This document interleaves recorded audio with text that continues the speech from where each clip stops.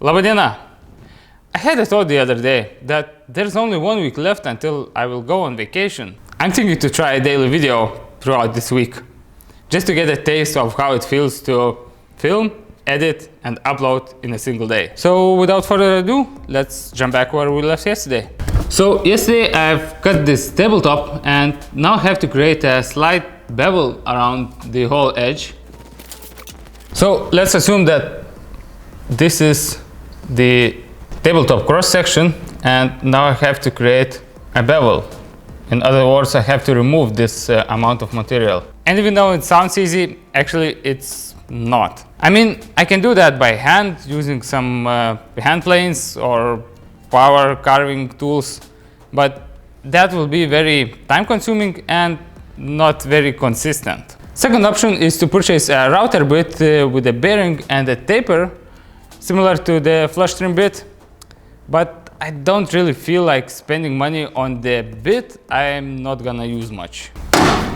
The third option could be to use this machine. This is a spindle molder, and this particular one has a tilting spindle, so theoretically I could tilt the spindle, put this cutter head on, the scoping bearing, and create that bevel.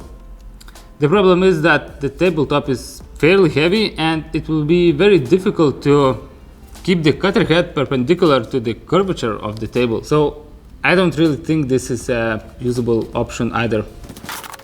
So my idea is to create a jig for a handheld router.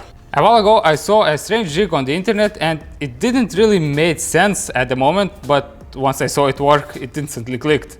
So here's the idea. So this is my circle cutting jig, and the one I saw is fairly similar. It also has a long tail, if you will, to keep it flat on the table. But the key differences are that the router is able to tilt, and it also has two bearings or any other bushings from underneath the jig. So the idea is that you use a straight cutter head without any bearing, and you add two guide bearings on the jig. You need two bearings because this will ensure that once these bearings are in contact with the edge, you are always perpendicular to the curvature or to your edge. This may not make much sense at the moment, but bear with me until you see it work.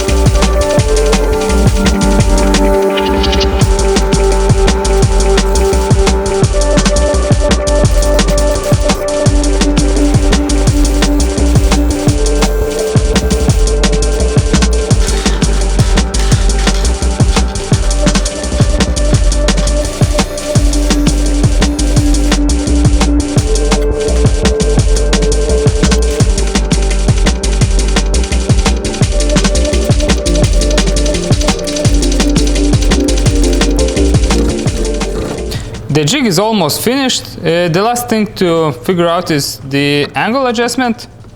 And for that, I'm thinking to use this cheap C-clamp.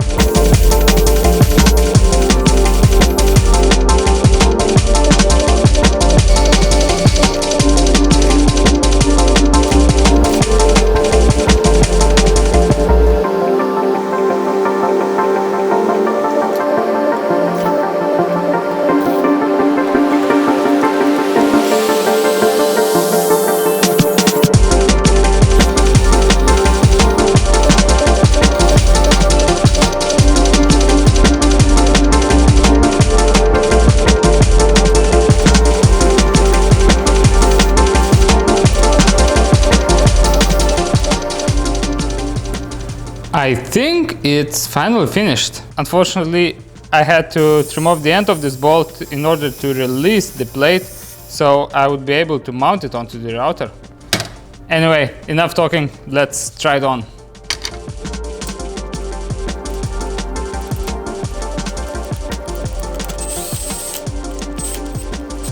So now I can finally explain how it works.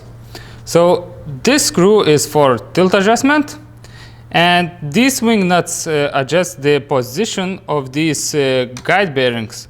So if I will decide to use a different diameter router bit, I can adjust the position of these bearings. So I suppose one last thing left to do is to try this thing out.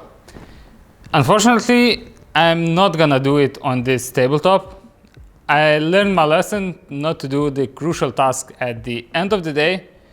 I would rather prefer to do it tomorrow in the morning, but I'm really eager to try this thing out, so let's grab a offcut and see how it works.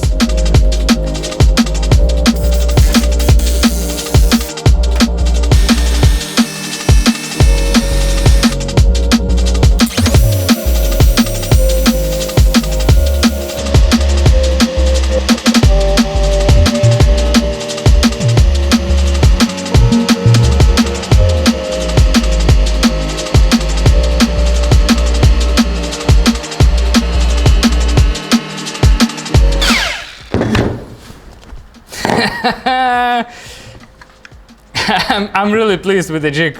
It's a great success. But to put it in perspective, it took me a whole day to make it. So if you are in a rush, probably ordering that special router bit would be an option. But now, when I have a whole jig with adjustable angle and adjustable bearings, it's way more useful. I'm really glad I took my time to make it. And also, it was a ton of fun. Anyway, thank you for watching, and I hope to see you soon. I mean, tomorrow. Bye bye!